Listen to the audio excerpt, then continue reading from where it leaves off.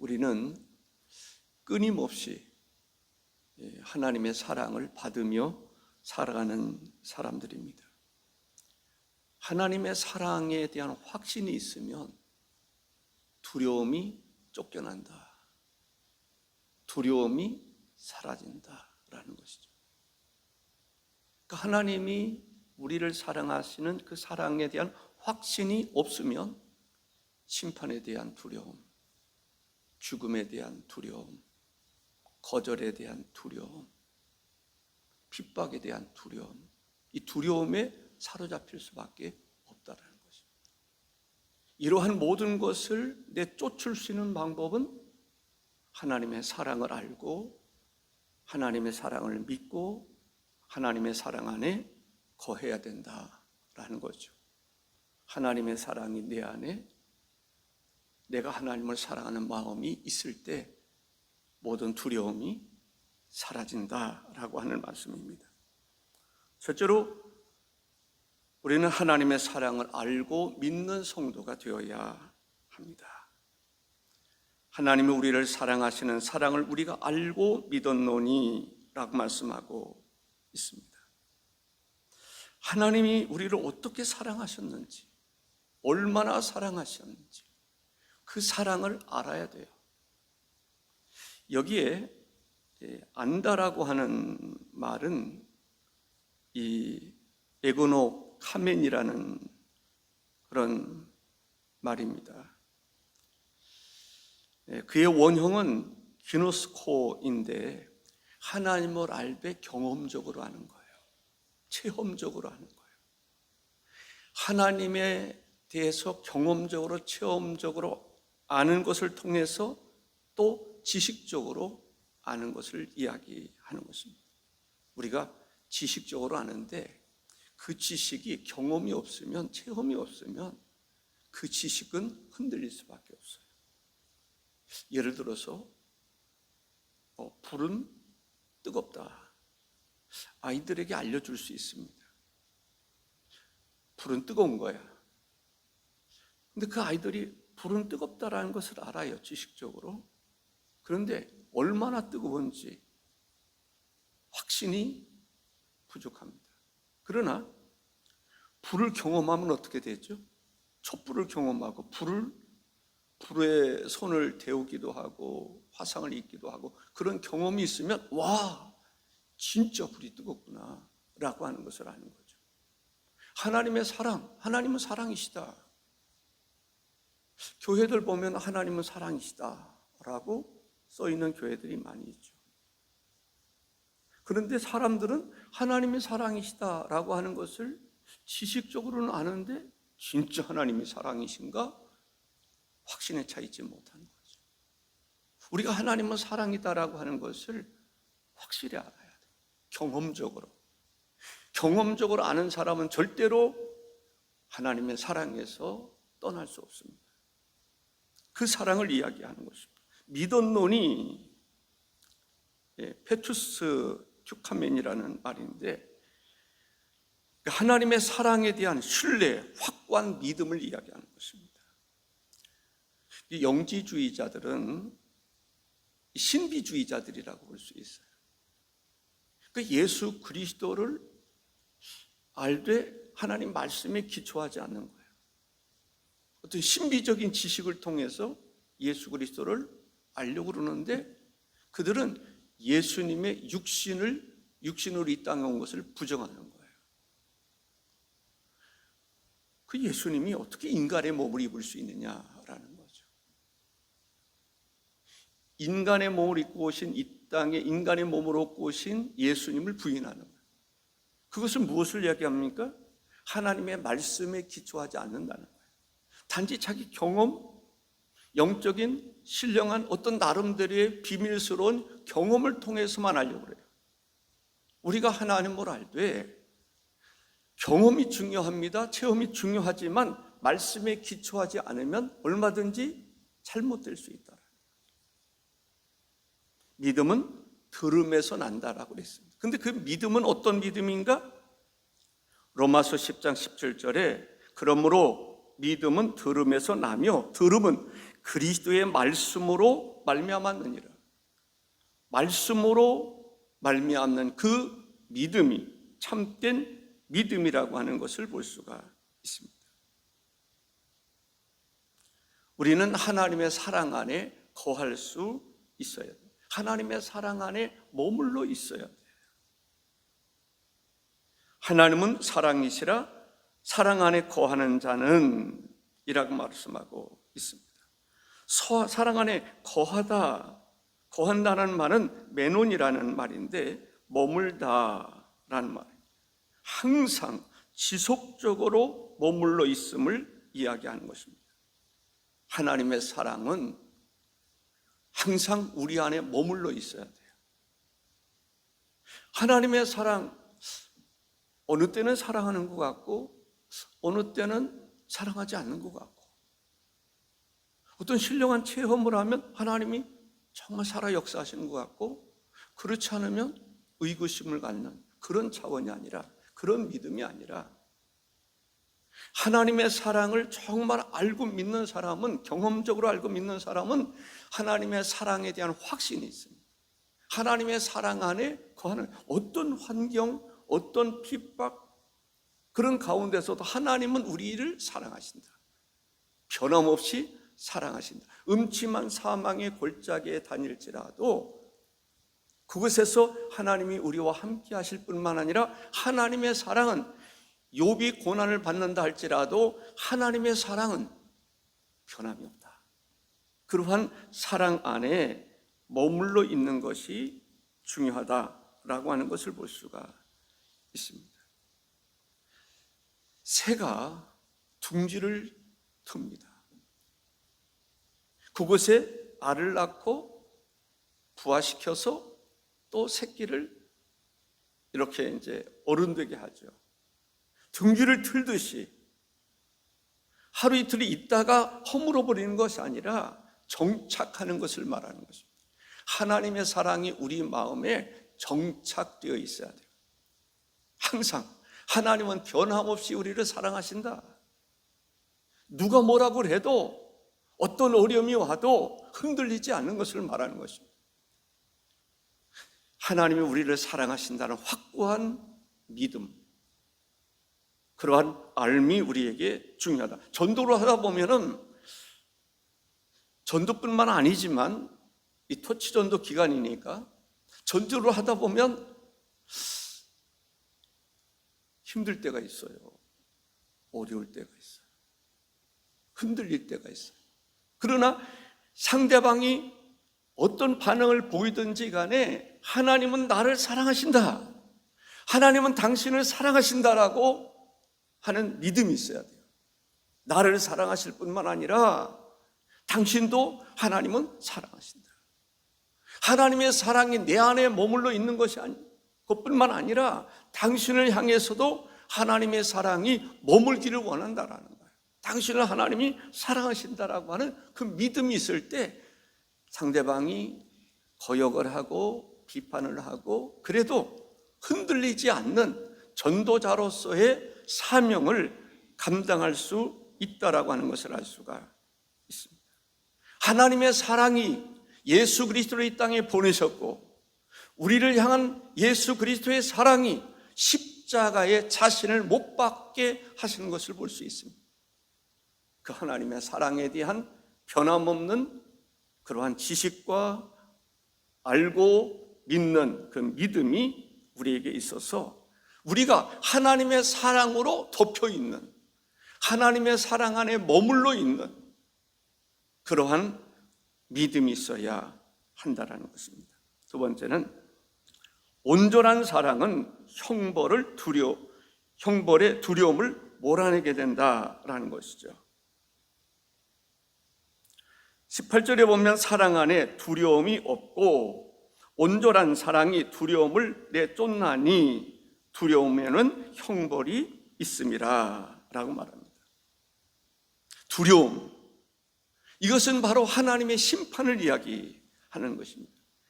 하나님의 형벌을, 정말 예수 그리스도가 나를 사랑하시고 하나님이 나를 사랑하신다고 하는 변함없는 사랑을 믿으면 심판이 두렵지 않는 것이죠.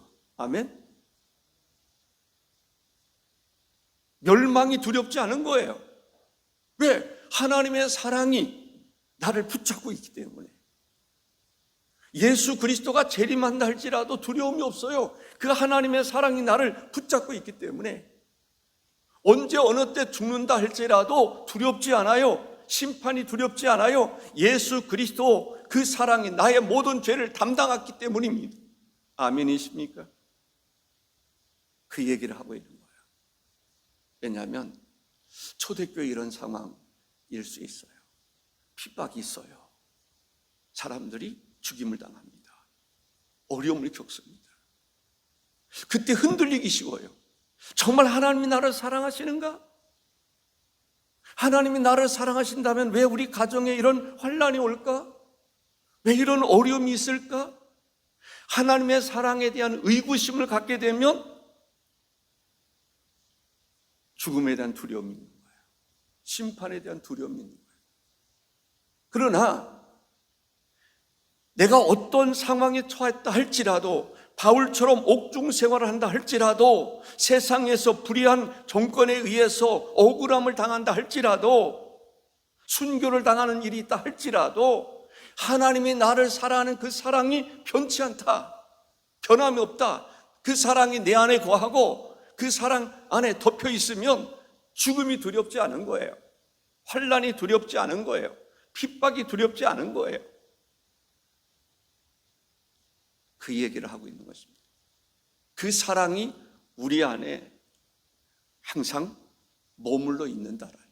하나님의 사랑은 이랬다 저랬다 하는 사랑이 아닙니다. 항상 우리 안에 머물러 있다라고 하는 거예요. 그 믿음이 우리에게 있으면 전도를 하다가 어려움을 겪어도 낙심하지 않음을 볼 수가 있습니다. 하나님의 사랑이 우리 안에 온전히 이루어짐에 대해서 이야기하고 있습니다. 하나님의 사랑이 온전한 사랑이 두려움을 내어 쫓나니 라고 말씀하고 있습니다. 사랑 안에는 두려움이 없다. 두려움에는 형벌이 있음이라 라고 이야기합니다.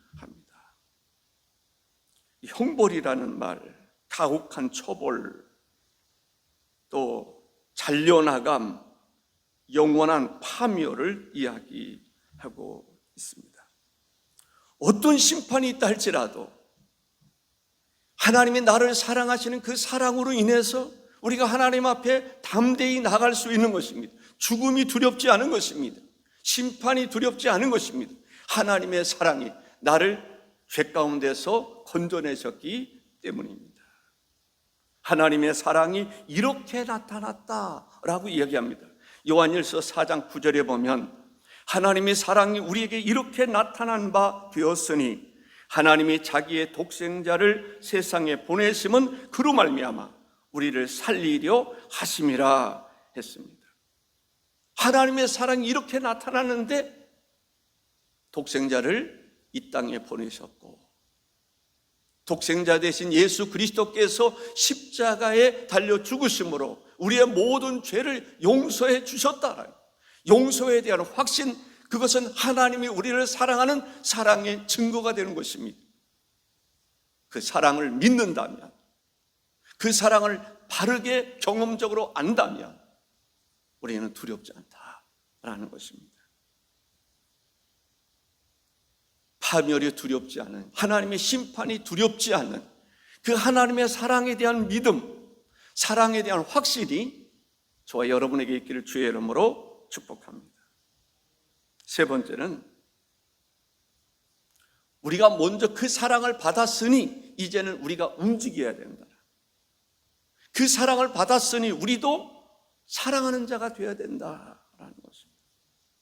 우리는 하나님의 사랑을 받은 사람입니다. 요한일서 4장 19절에 우리가 사랑함은 그가 먼저 우리를 사랑하셨습니다. 먼저 우리를 사랑하셨다. 그 하나님의 사랑을 우리가 받았다라고 하는 것을 볼 수가 있습니다. 사랑할 수 있는 에너지를 우리가 받았다라고 볼 수 있습니다. 그 하나님의 사랑이 우리에게 임하게 됐습니다. 우리에게는 어떤 환난과 심판과 이런 두려움을 몰아낼 수 있는 에너지를 공급받았어요. 힘을 공급받았어요. 그 믿음을 갖게 됐다라는 거죠. 사랑할 수 있는 힘을 먼저 얻었으니 우리가 움직여야 된다. 그 다음에는 위로부터 수직적으로 하나님의 사랑이 우리에게 임했습니다. 그럼 우리는 어떻게 해야 될 것인가? 수평적으로 형제를, 이웃을 사랑해야 된다. 사랑을 받았으니 이제는 사랑할 줄 아는 사람이 되라 라는 것이죠. 우리가 이 계명을 받았나니 하나님을 사랑하는 자는 또한 그 형제를 사랑할지니라 라고 말합니다. 20절에 뭐라고 말씀하고 있습니까? 누구든지 하나님을 사랑하노라 하고 그 형제를 미워하면 이는 거짓말하는 자니 보는 바 그 형제를 사랑하지 아니하는 자는 보지 못하는 바 하나님을 사랑할 수 없느니라 했습니다. 하나님을 사랑한다라고 말하면서 형제를 미워하면 거짓말하는 것이다. 진짜 하나님을 사랑하는 것이 아니다라는 이야기입니다. 다른 말로 말하면 사기치지 마, 그 얘기예요. 하나님을 사랑한다라고 말하면서 이웃을, 형제를 사랑하지 않는 것은 그건 하나님 사랑하는 거 아니야. 그거 거짓말하는 거야. 스스로 거짓말하는 거야. 사기치는 거야. 그런 얘기예요. 아주 단호하게 이야기하는 것을 볼 수가 있습니다. 하나님이 우리를 조건 없이 사랑하셨습니다. 우리가 할 수 있는 것은 형제를, 이웃을 사랑하는 것입니다. 위로 하나님을 사랑하고 내 이웃을 내 몸과 같이 사랑하라는 것이 주님의 말씀입니다. 하나님의 나라, 이 정신이 뭐냐? 사랑입니다. 이것은 하나님의 엄한 어명이요 명령인 것을 볼 수가 있습니다. 우리가 이 계명을 받았나니, 이 계명이라고 하는 말은 엔톨렌이란 말인데, 이것은 선택의 어떤 자유가 있는 게 아니라 선택할 수밖에 없는 하나님의 명령이라는, 어명이라는 거예요. 하나님의 사랑을 받은, 하나님의 사랑 안에 머무른 너희들이요, 이제는 하나님이 명령 내리시는데 형제 사랑이라. 형제를 사랑하지 않는 자는 하나님을 사랑하지 않는 것이다 라는 것이죠.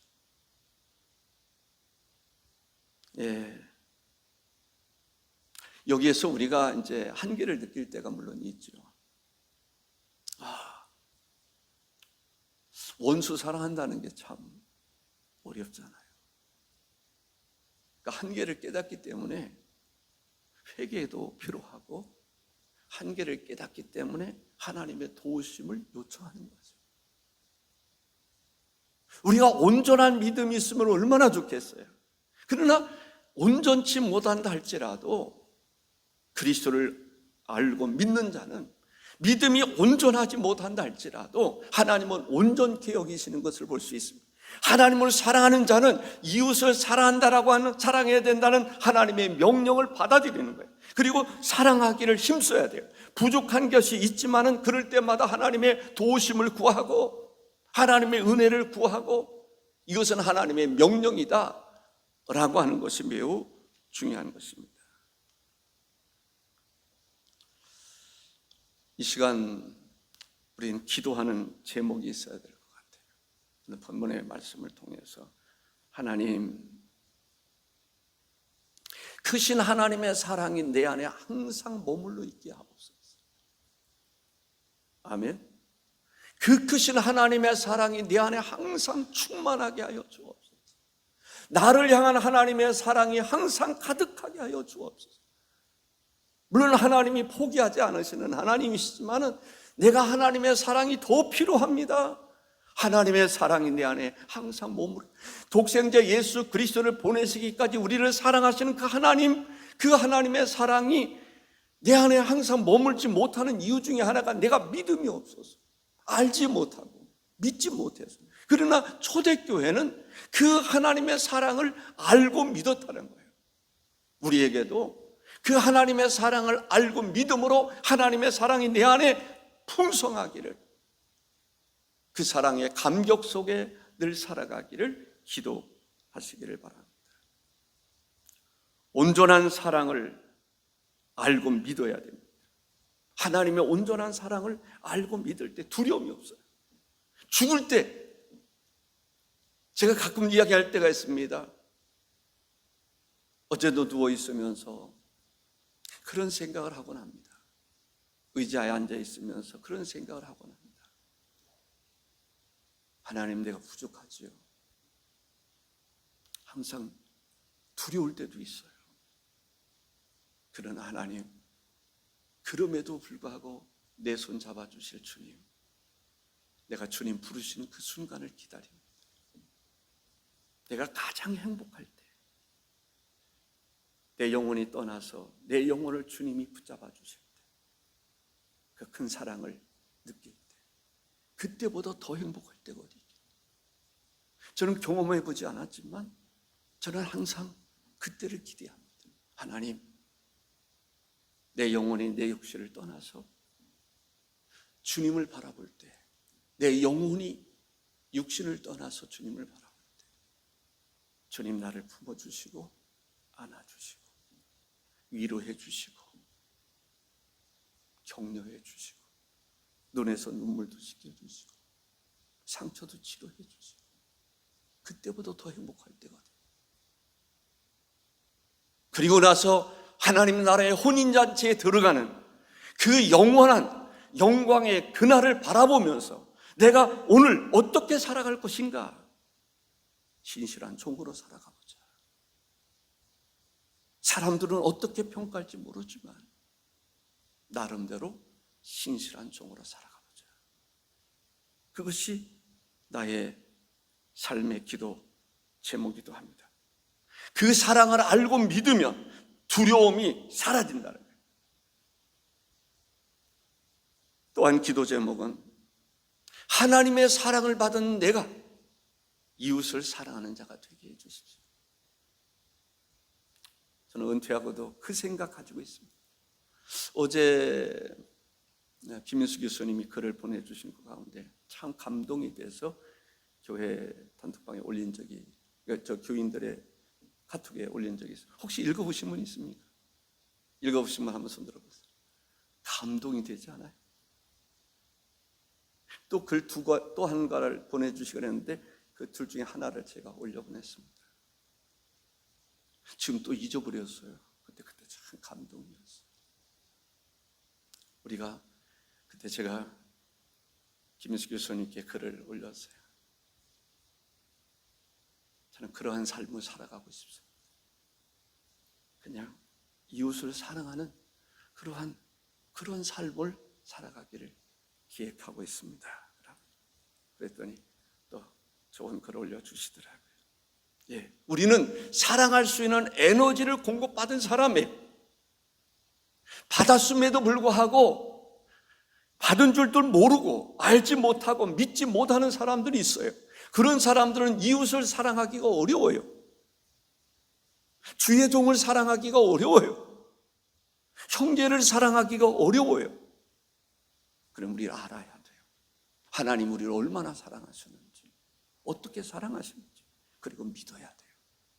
그래서 하나님의 사랑이 우리 안에 풍성히 거해서 나도 그 사랑을 힘입어서 내 형제를 사랑하고 내 이웃을 사랑하고 전도 대상자 사랑하고 사랑으로 심으면 결실이 이루어질 것입니다.